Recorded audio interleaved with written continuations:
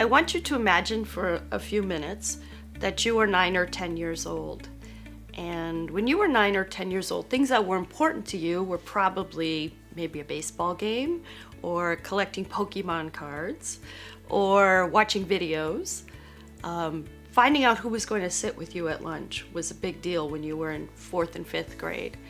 So now imagine that you're 9 or 10 years old and you have a difference.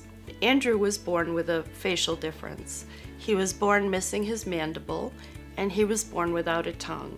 He looked very different than other kids, and kids picked up on that right away. So for him, being 9 or 10 years old was a very, very isolating experience.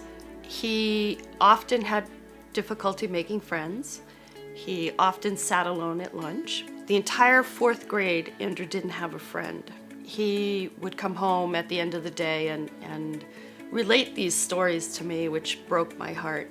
So that summer I decided that I would send him to summer camp. And he was not happy about that. The first week of summer camp, I literally carried Andrew onto the bus to go to summer camp. He was kicking and screaming and yelling, and every day I waved goodbye to the bus and he was sitting in the bus crying, and I thought, oh God, what have I done? The second week of summer camp sessions, he came home on a Monday and I said, how was camp? And he said, well, it wasn't so bad today. I was sitting at lunch with my counselor and she started talking to me about Pokemon cards and video games. And Mom, all of a sudden other kids wanted to know about Pokemon cards and video games. And I said, wow, that's awesome. And he said, yeah, it was a pretty good day. So the next day he came home and had a similar experience where this counselor drew some kids into his world and created an environment where he could talk to kids about things that they knew about. I think the more they knew about him, the more they realized he was more like them than different from them. His self-confidence grew.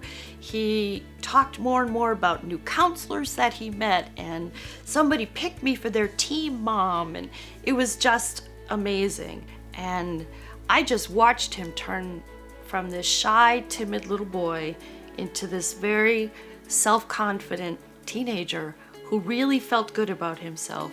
And that confidence came from being part of a bigger picture and being part of a bigger group. And camp really facilitated that for Andrew. He calls it his special place. He says, Mom, it's the one place I know I go and nobody is making fun of me. Nobody is staring at me. Nobody is, making me feel different. Andrew went on to become a junior counselor, and then he became a counselor. And it's been just an amazing journey for him.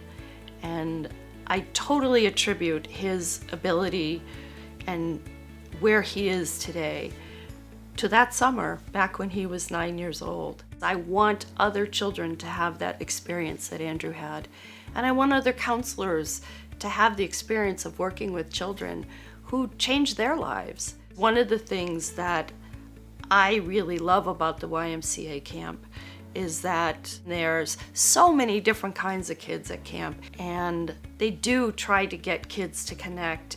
Andrew certainly brings that to camp, and he's taught other people to be looking for those differences, and how do you help someone feel part of a group, and how do you make somebody feel comfortable when they're a little bit timid or afraid. Those are the kinds of things that make the YMCA just this magical place for me.